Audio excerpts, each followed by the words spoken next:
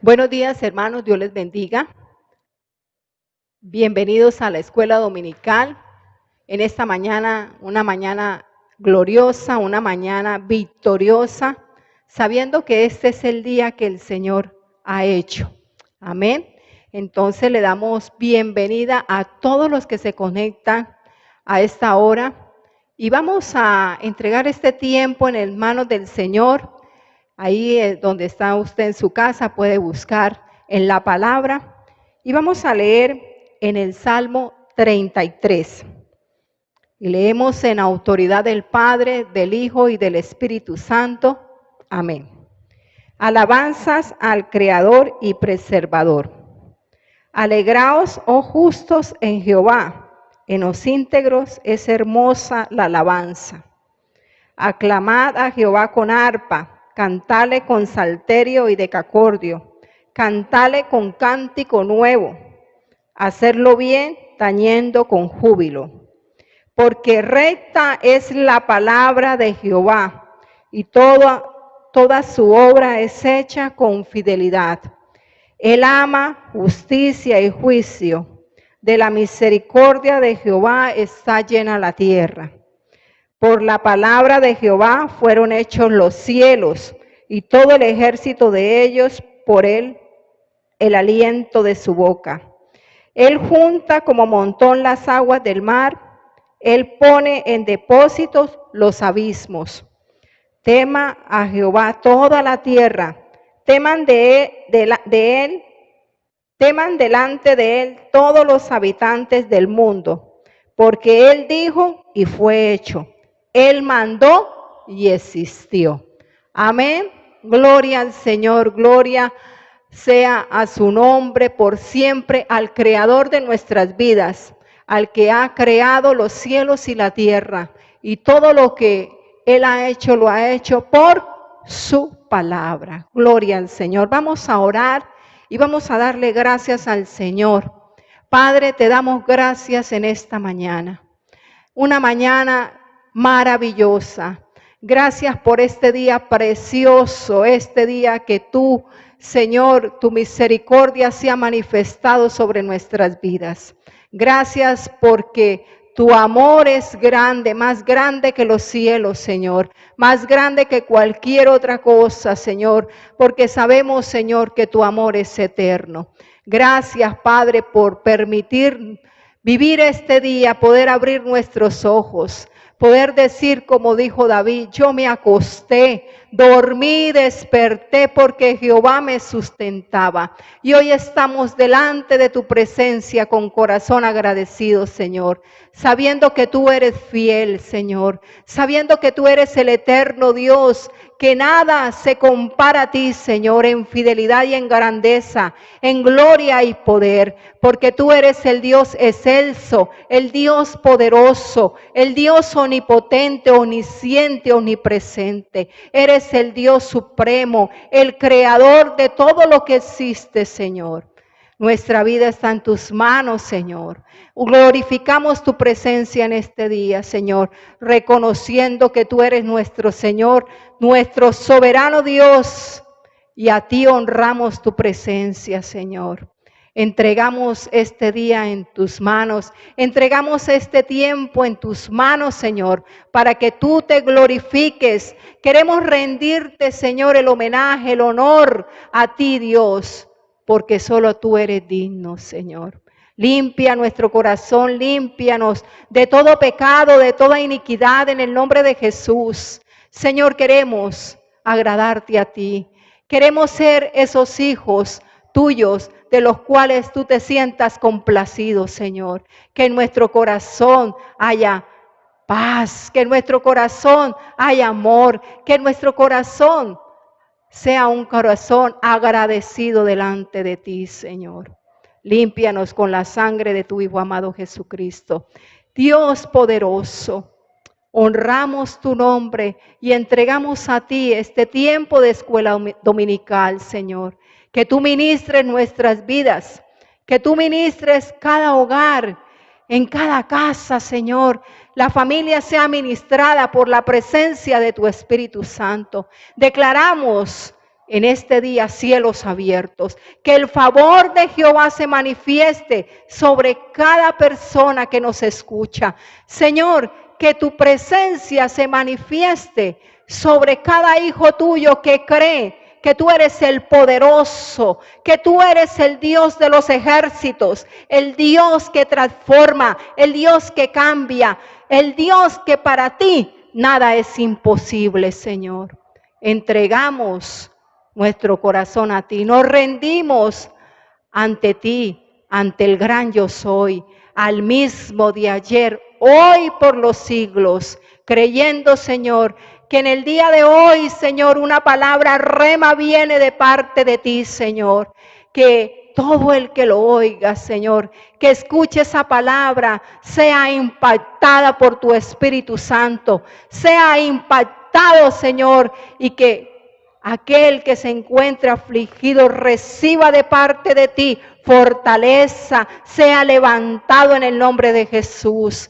Padre, que sea ministrado los que están enfermos, Señor, y que por el poder de esa palabra reciban sanidad en el nombre poderoso de Jesús. Tú eres poderoso y harás más cosas de las que nosotros ni siquiera imaginamos, Señor, porque tú eres el grande, Señor. Muchas gracias, Señor. Entregamos las alabanzas, Señor, que sean esas alabanzas que salgan de nuestro corazón, Señor, que derramemos nuestro corazón en gratitud a ti, Señor, y que tú te muevas con poder en el nombre de Jesús. Te damos toda la gloria y toda la honra al que la merece por los siglos de los siglos. Amén y amén.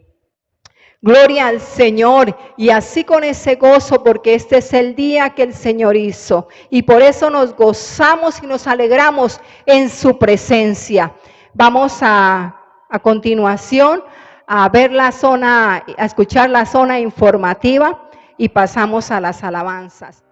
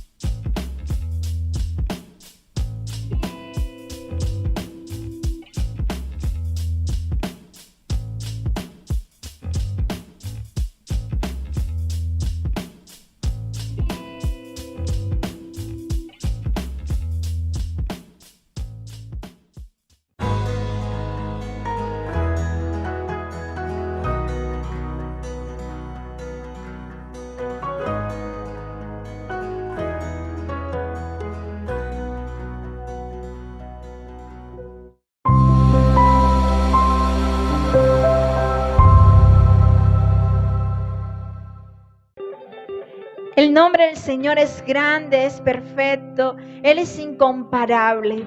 Yo quiero que ahí siga adorando al Señor, siga exaltando su nombre. Esta mañana Dios ha hecho cosas maravillosas. Él ha abierto nuestros ojos, nos ha dado vida. Glorificamos tu nombre, Señor, te exaltamos. Eres fiel, eres bueno, Señor. Aquí estás, debemos mover. Vamos, dile, te adoraré, te adoraré. Aquí estás, obrando en mí. Vamos, dile, te adoraré, te adoraré. Aquí estás, debemos mover. Te adoraré, te adoraré,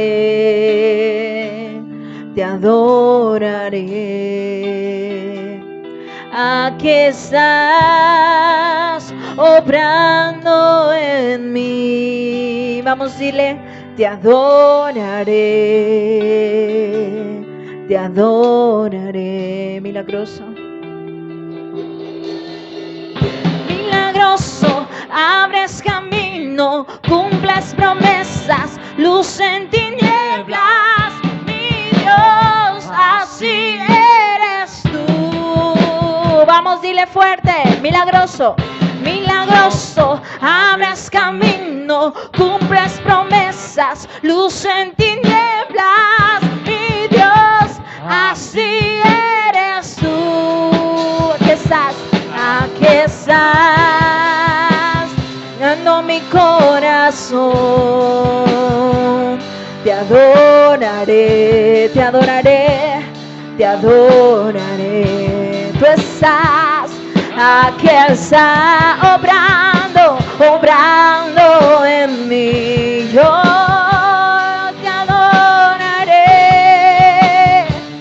te adoraré. Milagroso, milagroso, abres camino, cumples promesas, luz en tinieblas.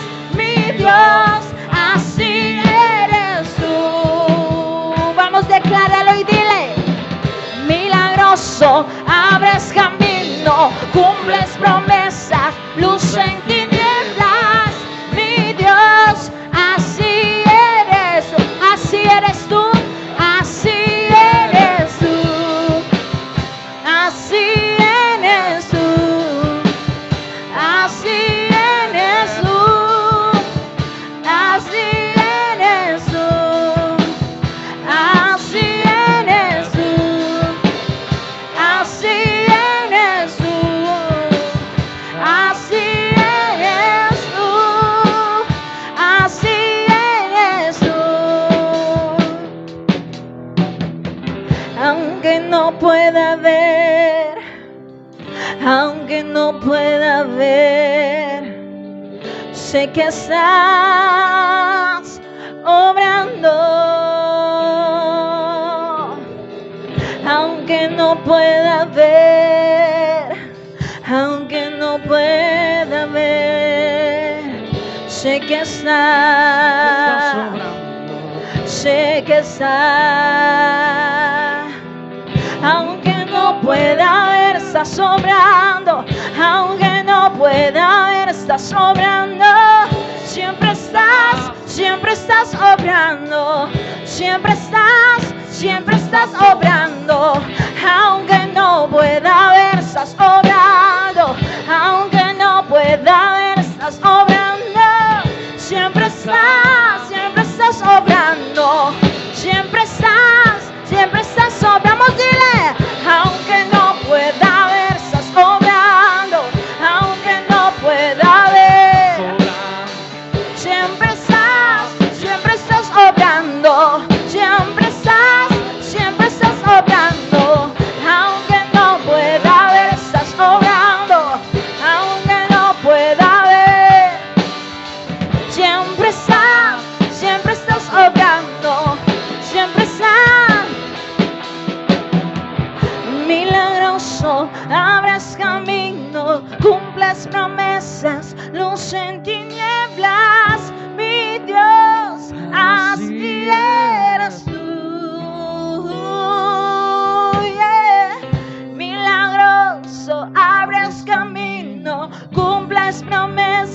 luz en tinieblas, mi Dios, así eres tú, así eres tú, así eres tú, aunque no pueda ver, tú estás obrando. Tú abres mis ojos para ver más allá de lo natural, porque siempre, Señor, siempre, siempre estás obrando. Siempre estás obrando.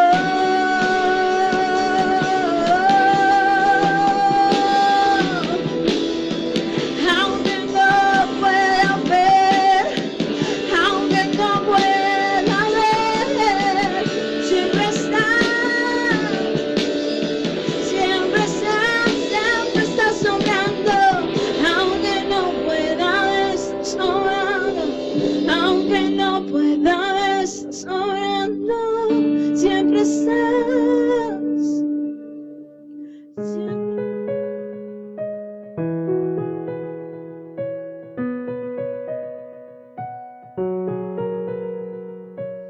Muy buenos días, hermanos y amigos, congregación amada de Versalles y todos los hermanos que en este momento se conectan con nosotros para escuchar el poderoso mensaje de la palabra de Dios. Es por esta época una oportunidad muy especial para referirnos a la Biblia como la celebración justamente en este octubre del mes de la Biblia. Bueno, tratándose de una celebración, las celebraciones tienen generalmente un hito, un punto importante o unos acontecimientos o hechos que marcaron precisamente la denominación de tal periodo, llámese un día, de un mes, año, etcétera, sobre el tema en particular, como algo que ha destacado y que ha cobrado preponderancia. En el ámbito de lo que se conoce como el protestantismo, escuche bien, protestantismo, así se conoce, para diferenciarlo de otro tipo de cristianismo que se vivía en ese entonces y que desde allí quedó la denominación.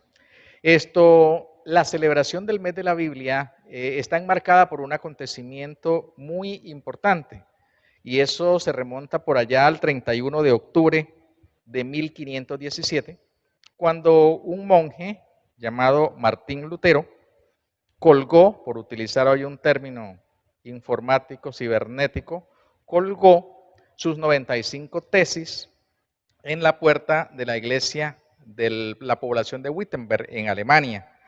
Estas 95 tesis recogían prácticamente una protesta, una rebelión contra el cristianismo que por ese entonces se vivía y que había degenerado porque realmente se había enfocado mucho más en los aspectos del poder político, del poder económico, que en su propia misión, que era llevar el mensaje puro del Evangelio del Señor, es decir, de propender por una vida espiritual cercana a Dios de acuerdo a lo que el Señor había enseñado.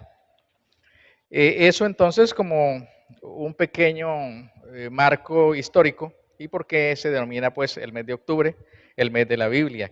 Bendito sea Dios, tenemos esta oportunidad de celebrarlo. Y como siempre solemos decir, pues todos los meses son el mes de la Biblia, todos los días son el día de la Biblia, pero tenemos, gracias a Dios, apartado en el calendario este periodo para celebrarlo y para aprovechar precisamente la proclamación de esta celebración para impulsar, para llegar a otros con el mensaje puro de la palabra del Señor. Entonces, vamos a referirnos en esta mañana a un tema trascendental que yo he titulado El libro inmortal. Estamos hablando de la Biblia, el libro inmortal. Y cuando uno dice inmortal, automáticamente está hablando de dos aspectos, mínimamente dos aspectos fundamentales. Primero, es que tiene vida, ¿cierto? Porque si inmortal está connotando algo que no muere es porque es algo que tiene vida. Y segundo es ese hecho, la inmortalidad, que significa que esa vida no solamente existe, sino que va a permanecer en el tiempo.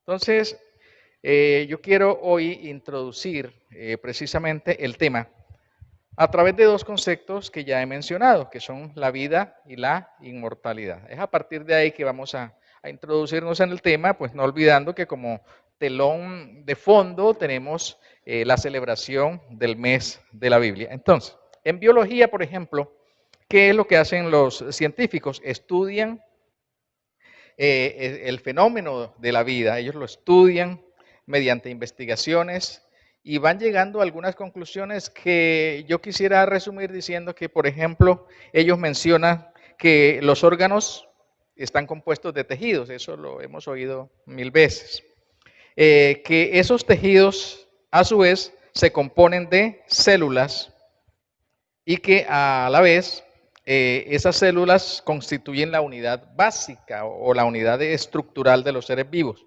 pero que a su vez esas células están constituidas por millones de átomos, que además esas células contienen cromosomas, que ya es donde viene aquel tema de la herencia, y entonces afirman ellos que esas células traen una carga genética, ¿cierto? Precisamente lo que estábamos hablando de la herencia, y nos hablan posteriormente del ADN y del ARN, cositas que nosotros al menos hemos escuchado y que no tiene esto trascendencia detenernos a estudiarlo, pero sí como punto de referencia para que más o menos sepamos en dónde estamos ubicados.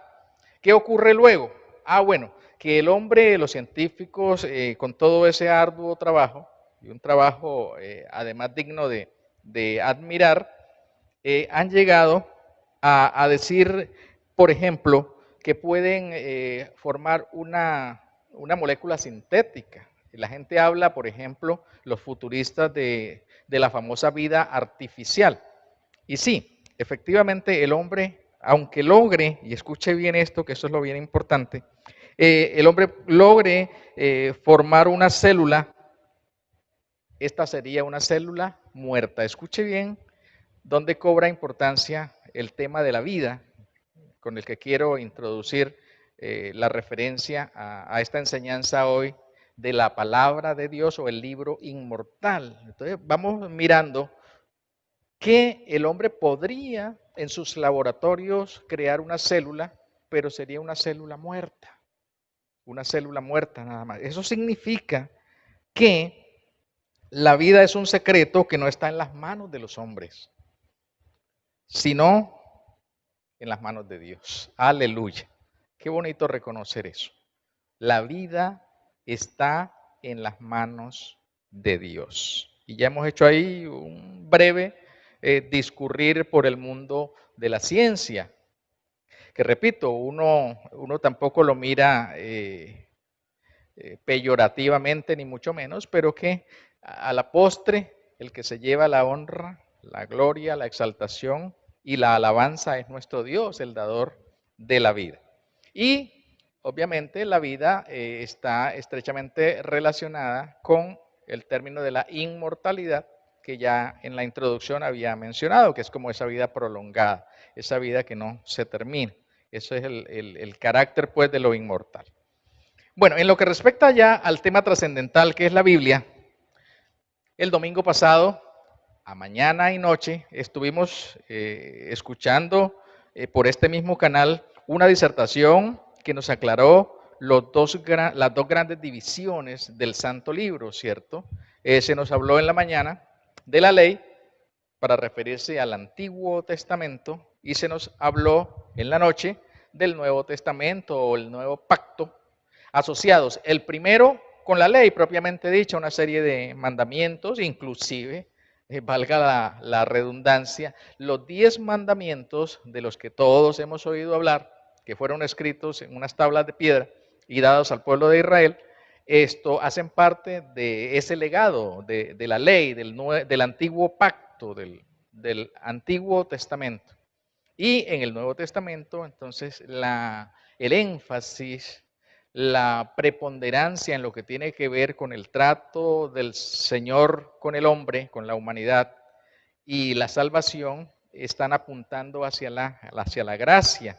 Otra forma que en el ámbito eclesiástico se conoce como otra dispensación, otra metodología de Dios tratar con el hombre con respecto a la salvación. Entonces ya hemos escuchado esos dos grandes bloques de la escritura, de la palabra de Dios, el Antiguo Testamento y el Nuevo Testamento. En el Antiguo Testamento pues hay algunas profecías. Bueno, lo primero que empieza es la creación. En el Génesis, en sus primeros capítulos encontramos la creación, cierto, tal como nuestro Padre Celestial la hizo. Encontramos un acontecimiento triste, que es la caída del hombre en desobediencia, es decir, el pecado de la humanidad, el que nosotros llamamos pecado original. Pero viene luego la historia del pueblo de Israel, también desde ya, obviamente, como consecuencia, contaminada con el pecado, y entonces hay pecados personales. En la palabra hay narraciones específicas de eso. Hay pecados familiares, hay pecados de la nación, porque el pueblo de Israel, que había sido llamado para distinguirse de los demás pueblos, precisamente cuando pecaba eso se consideraba como un todo, ¿cierto? Y por eso yo hablo aquí de pecados nacionales. Dice, toda la nación ha pecado, dicen algunos de los profetas del Antiguo Testamento.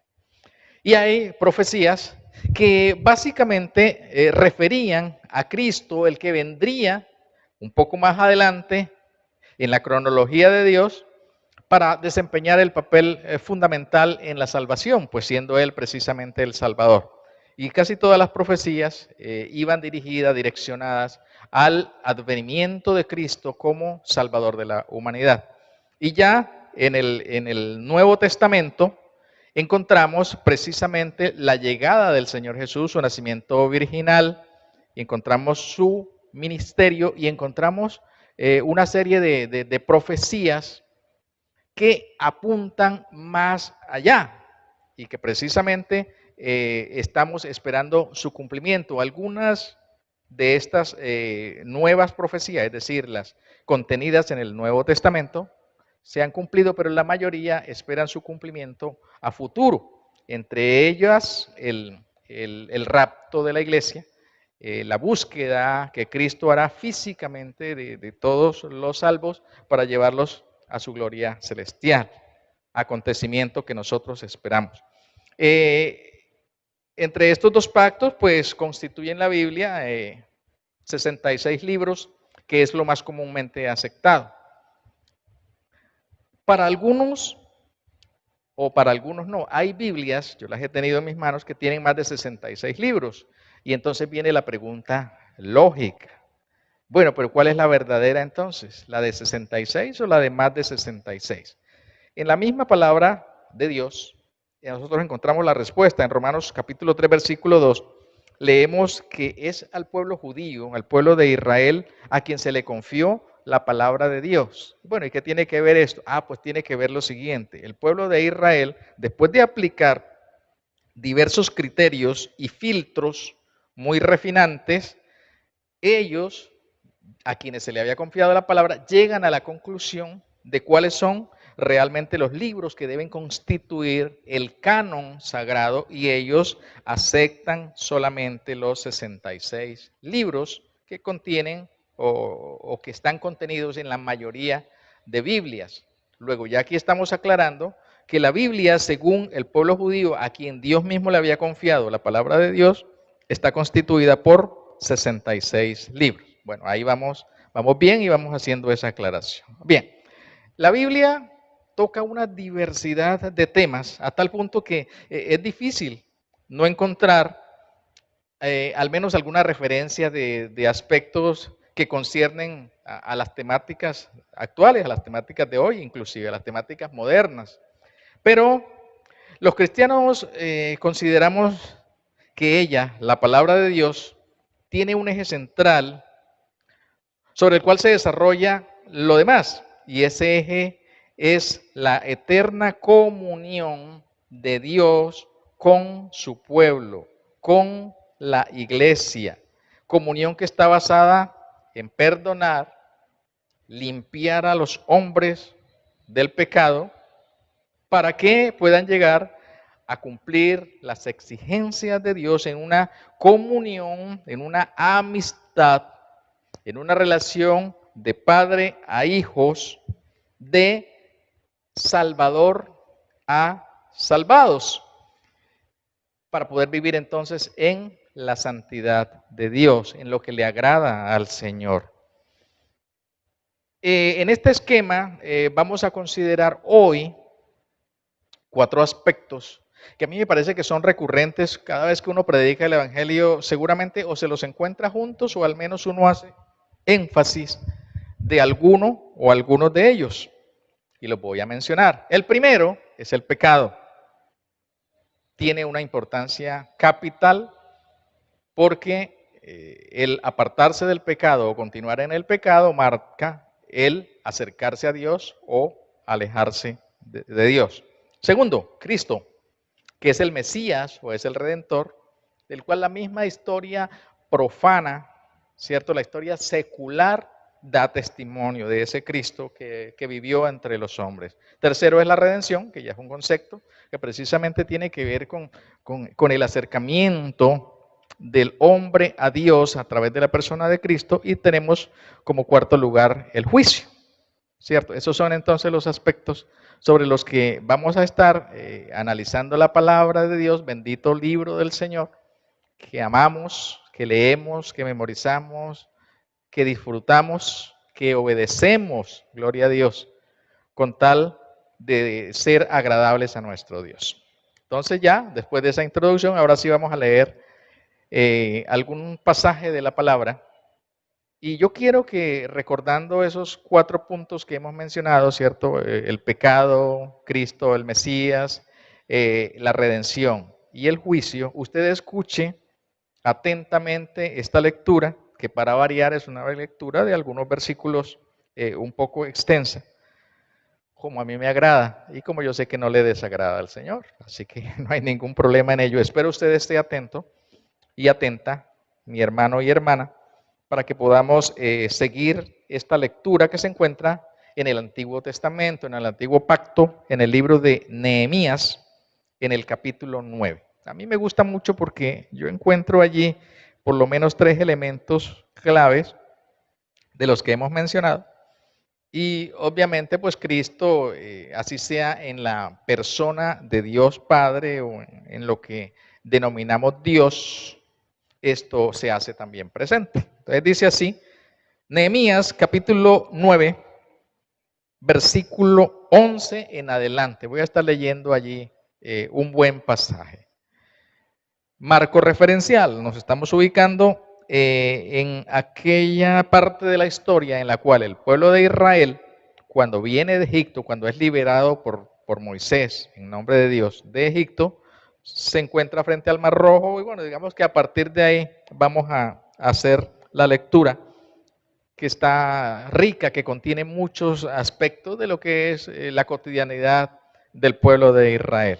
Y dice así, Nehemías capítulo 9, versículo 11, acerca de Dios. Dividiste el mar delante de ellos y pasaron por medio de él en seco, y a sus perseguidores echaste en las profundidades como una piedra en profundas aguas. Con columna de nube los guiaste de día y con columna de fuego de noche para alumbrarles el camino por donde habían de ir. Y sobre el monte de Sinaí descendiste y hablaste con ellos desde el cielo y les diste juicios rectos, leyes verdaderas y estatutos y mandamientos buenos, como las cosas de Dios. Y les ordenaste el día de reposo santo para ti, y por mano de Moisés tu siervo les prescribiste mandamientos, estatutos y la ley.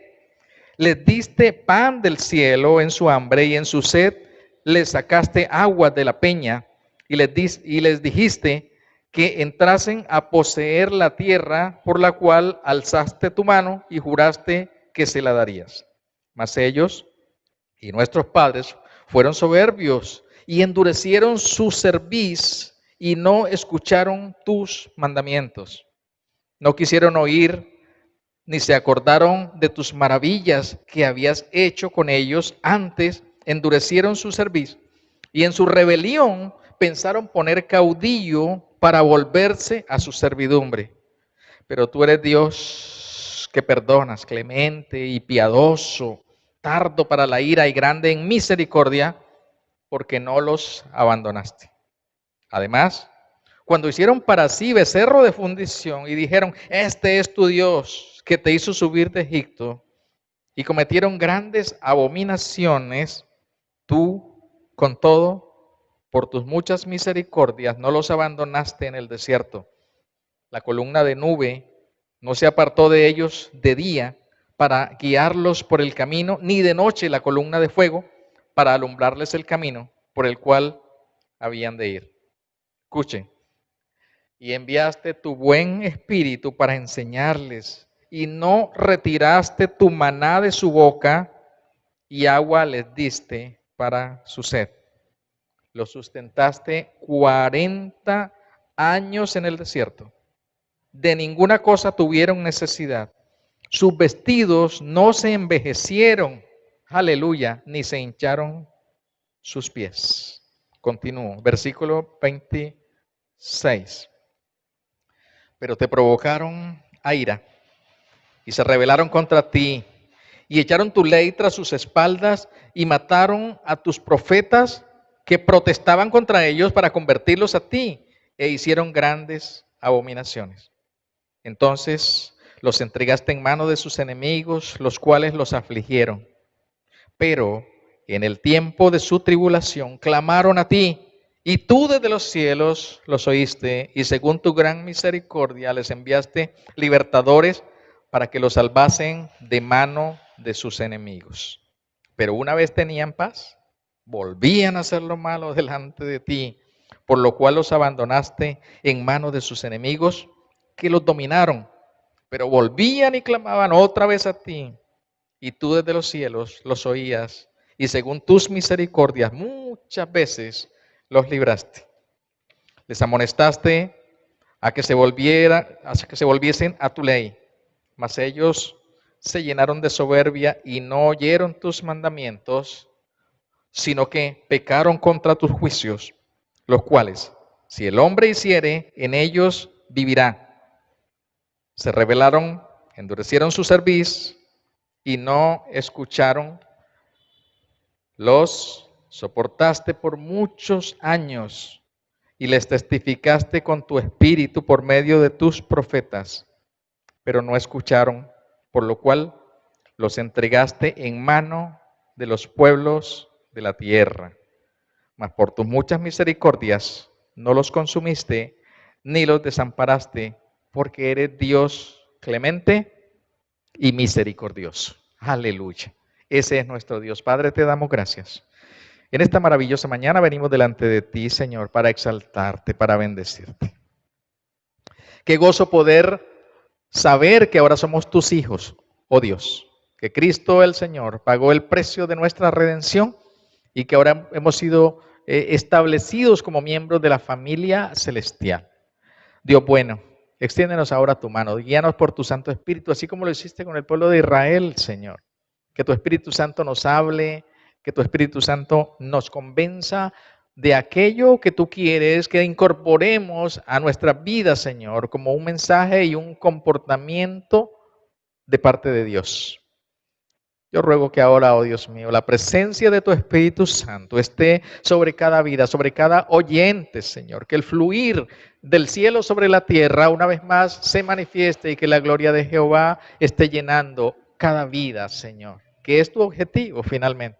Tú quieres bendecir a las personas, oh Dios, porque te quiere glorificar en cada uno de ellos o en cada una de ellas. Ahora, Señor, toda obra del enemigo la echamos por tierra. Yo siempre reprendo y en el nombre de Jesús lo hago, toda duda y toda incredulidad, porque no queremos, oh Dios mío, que esta palabra pase desapercibida, sino que por el contrario, haga el propósito que tú le has encomendado y sea prosperada en aquello para lo cual tú la enviaste.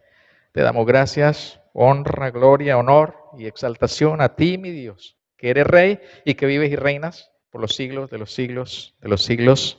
Amén. Gloria al Señor. Entonces ya habíamos mencionado 4 aspectos o 4 puntos importantes. El primero, el pecado; el segundo, Cristo o el Mesías; el tercero, la redención; y el cuarto, el juicio. Entonces, hablar del pecado es prácticamente hacer una introspección. Todos nosotros somos pecadores, pero desde luego hay que mencionar que el origen de ese pecado surge allá en el mismo jardín del Edén, cuando Adán y Eva se rebelaron contra Dios.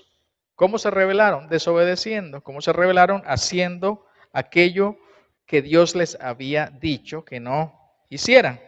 Y a partir de allí, entonces, el pecado dice la misma palabra, y así es, y usted y este servidor lo podemos afirmar, pasó a todos los hombres. En otras palabras, para utilizar un término de hoy, contaminó a todos los hombres.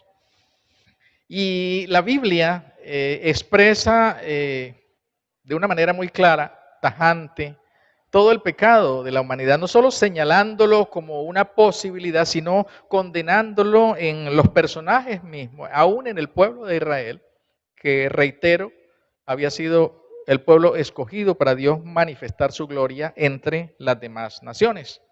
Entonces la Biblia lo señala, los profetas de Dios lo condenaron en el Antiguo Testamento, y qué decir en el Nuevo. A lo largo de toda la Biblia precisamente encontraremos una alusión al pecado como aquello que repugna a Dios, que desagrada a Dios, y que nosotros los seres humanos estamos llamados a abandonar, a rechazar de la misma manera y con el poder de Dios. Así que hasta Apocalipsis 22, que es el último capítulo de la Biblia, nosotros encontramos referencias al pecado y, como ya les decía, desagradables cosas que precisamente nos deberían hacer repugnar y aborrecer el pecado. Entonces, esto es lo que el ser humano adquirió como herencia de nuestros primeros padres: el pecado, la rebelión contra Dios. Y cada vez que yo menciono rebelión contra Dios, me parece importante señalar que la rebelión contra Dios no es levantar carteles ni pronunciar discursos ofensivos a Dios necesariamente. Esa es una forma, y todos a lo mejor nos erizamos o nos enervamos cuando vemos algunos de estos grupos, pero también es rebelión contra Dios ser pasivos, pecando, haciendo las cosas que desagradan a Dios. Así no se produzca ningún ruido ni se cause ningún impacto a la sociedad o a un grupo. Inclusive eso también es pecado, el vivir apartados de la voluntad de Dios. Así que ahí cabemos todos somos rebeldes contra Dios, todos hemos hecho rebelión contra nuestro Creador. Y me parece muy interesante, hablando de este tema del pecado, mire lo que encontramos en el Salmo capítulo 14. Yo voy a permitirme leer lo que dice allí la palabra de Dios. Dice que Jehová miró desde los cielos. Jehová es Dios, un nombre de Dios. Jehová miró desde los cielos sobre los hijos de los hombres para ver si había algún entendido que buscara a Dios. Entonces, miro, todos se desviaron, a una se han corrompido. No hay quien haga lo bueno, no hay ni siquiera uno. Escucha ese diagnóstico, y no lo hace cualquiera, es el mismo Dios. No había ninguno siquiera que pudiera vivir de acuerdo a los parámetros altos del Señor, a la santidad de Dios. Entonces ahí yo creo que ya con eso tenemos suficiente para entender la gravedad y la universalidad del pecado. Entonces, de igual manera, en el Nuevo Testamento se escucha la voz de Juan el Bautista. Los cristianos, los que asiduamente leemos la Biblia o los que medianamente hemos escuchado un par de predicaciones, seguramente recordamos el rigor con el cual Juan el Bautista iba en contra del pecado, ¿cierto? Recordemos, y él alguna vez dijo, y ya el hacha está puesta en la raíz de los árboles. Por tanto, todo árbol que no da fruto será cortado y echado al fuego. Así era la predicación de Juan el Bautista. La Biblia entonces enseña que nosotros somos pecadores por naturaleza, ¿cierto? También nosotros somos pecadores porque en la práctica nosotros cometemos pecados y también somos pecadores por sentencia divina. Escuche bien, Dios dijo, ahí está en Romanos 3:23, más aún ya lo hemos leído en el Salmo 14. Romanos 3:23 dice, por cuanto todos pecaron, están destituidos de la gloria de Dios. Esa es una declaración, una sentencia de Dios. Luego también somos pecadores por sentencia. Legalmente se nos ha declarado que nosotros somos pecadores por parte de quien lo puede hacer, que es nuestro Dios. Y también en el libro de Isaías encontramos una referencia que dice en Isaías 64:6, todas nuestras justicias, hablando de la humanidad, son como trapos de inmundicia. Nada, malo. Segundo, entonces ya vamos a considerar un remedio o el único remedio de parte de Dios. Segundo, Cristo. Cristo es el Emmanuel, Cristo es el Dios con nosotros, es el Redentor de la humanidad. Ante el hecho horroroso y despreciable del pecado, surge la más sublime realidad. Cristo, el Salvador, el Cordero inmolado. Él es el Cordero de la Pascua. ¿Se acuerdan cuando Israel estaba en Egipto y se disponía a salir a la libertad? Se habla del Cordero de la Pascua. Él es el Cordero de la expiación. Él es la estrella de Jacob. Él es el nuevo profeta. Él es el ángel de Jehová, el Redentor viviente. Sí, como lo menciona Job. Yo sé que mi Redentor vive. Aleluya. Él es el pastor, el ungido, el amado, nuestro abogado, ¿cierto? Como dice Juan, si no estoy mal, abogado tenemos para con el Padre, a Jesucristo el justo. Y también es el Rey de Reyes, como lo dice, ¿quién? Apocalipsis. Él es el Señor de señores. Él es el Cordero que fue inmolado desde el principio del mundo.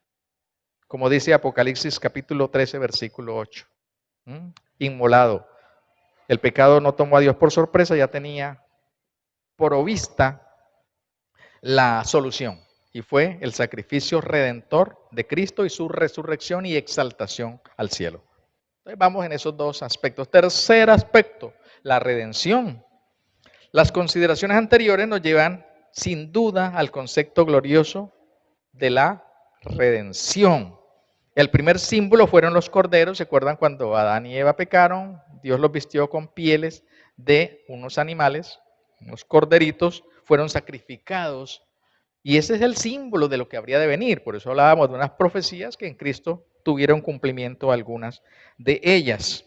Luego, Abel ofrece como sacrificio a Dios un cordero. Y ese sacrificio le agradó a Dios. No le agradó a Dios el sacrificio de Caín, ¿cierto? Pero sí el de Abel, que ofreció corderos, símbolos. Sí, era el anuncio previo del Cordero de Dios que vendría más adelante y que significa nada más y nada menos que redención. Redención es como decir, alguien que está esclavo, que era familiar nuestro o que nosotros lo habíamos tenido antes como alguien muy querido y fue vendido a la esclavitud, nosotros pagamos el precio para rescatarlo otra vez. Esa sería entonces una explicación somera de lo que es la redención, volverlo a traer acá. Y Dios estaba en Cristo trayendo al hombre y a la mujer otra vez a la amistad con Él, mediante ese sacrificio y mediante el arrepentimiento por la fe. Isaías capítulo 53, versículo 6, hace una afirmación poderosa. Dice, mas Él, hablando de Cristo, herido fue por nuestras rebeliones, molido por nuestros pecados. El castigo de nuestra paz fue sobre él, y por su llaga fuimos nosotros curados. Y ahora que digo llaga y digo curados, Cristo también es provisión de sanidad. A muchos de nosotros, y particularmente a mí, o personalmente a mí, el Señor me ha sanado de enfermedades. A Él le doy la gloria. Me siento sano y bendecido también en esa área de la salud por el Dios Todopoderoso. Apocalipsis capítulo 5, versículo 9, hace esta declaración también. Y cantaban un nuevo cántico diciendo: digno eres de tomar el libro y de abrir sus sellos, porque tú fuiste inmolado y con tu sangre nos has redimido para Dios de todo linaje y lengua y pueblo y nación. Aleluya. Todos cabemos en la salvación que Dios nos ha provisto a través de un Redentor que es Cristo Jesús, el único Redentor, y entonces Él es el que ofrece a cada uno de nosotros la redención. Y por último, el cuarto aspecto, escuche bien, es el juicio. El juicio. Veamos qué nos quiere decir el Señor a través de este aspecto. El juicio sobre el pecado es a la final la muerte. Ya lo habíamos escuchado. En alguna ocasión, en Romanos, seguramente le leyeron o usted escuchó. Porque la paga del pecado es muerte. La paga del pecado es muerte. Es una sentencia divina. En Génesis también lo encontramos. ¿Se acuerdan que cuando Dios dio el mandato a nuestros primeros padres, dijo: el día que de este árbol comiere, ciertamente moriréis? Es decir, el día que desobedezca, el día que peques, ciertamente moriréis. Entonces, pecado es sinónimo de muerte, y muerte en este contexto tenemos que entenderlo no solamente como la separación de la parte espiritual del cuerpo, como decimos nosotros, del cuerpo y del alma, sino que es la separación de Dios. De Dios. Y yo pongo esa cara porque cada vez que yo pienso en esto, en la separación eterna de Dios, mi corazón, mi espíritu se aflige, porque es que eso es una cosa terrible, estar por siempre separado de Dios. Es lo más terrible que puede haber. Entonces, la muerte espiritual atañe precisamente a eso, a estar separado por los siglos de Dios. Luego, este juicio contra el pecado es universal. Ya dijimos de la universalidad del pecado. Luego, el juicio también es sobre todos los seres humanos. Luego, ahí hay un juicio universal de la misma manera. En Romanos 5:12 leemos que este juicio por el pecado es para todos los hombres. Corrobora lo que justamente acabo de decir, porque todos pecaron, así dice la palabra. ¿Quiénes se salvan? Ahí viene la pregunta interesante. Hay una vía de escape, hay una salvación que la volvemos a retomar. Ya lo habíamos enunciado, hablando de Cristo el Redentor y hablando de la redención, pero aquí queremos corroborarlo de una manera muy concreta. Solo se salvan quienes depositan su confianza en el Salvador. Dice la palabra, el que en él cree, hablando de Cristo, el que en Cristo cree, en otras palabras, no es condenado, pero el que no cree ya ha sido condenado, porque no ha creído en el nombre del unigénito Hijo de Dios.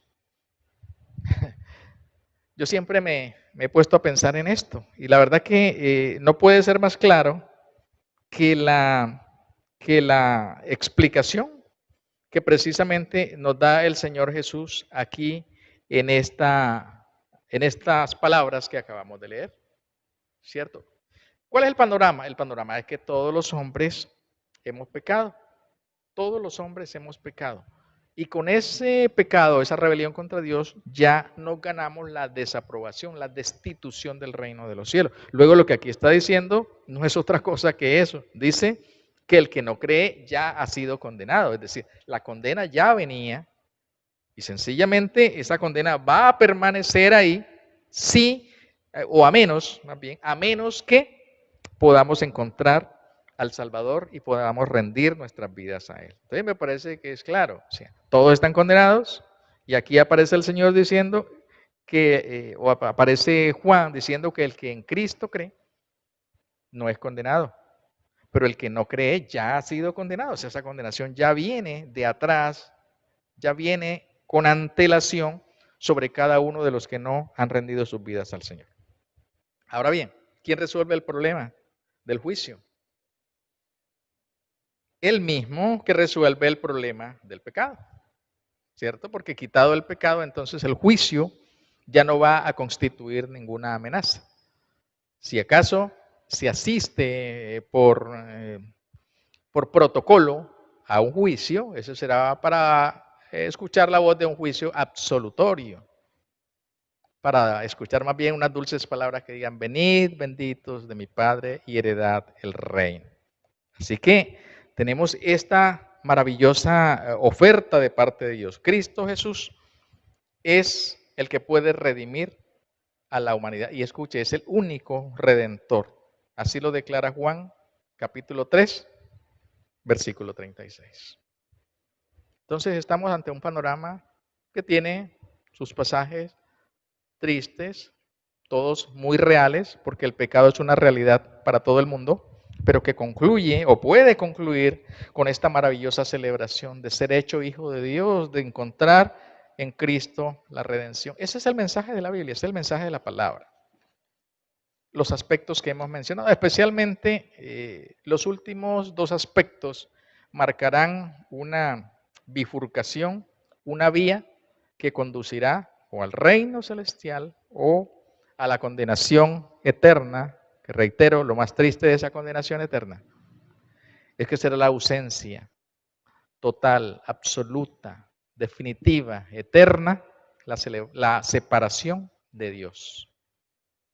Y el hombre no creo que haya sido creado para vivir separado de su Creador. Dios Todopoderoso, te damos gracias en esta mañana especial.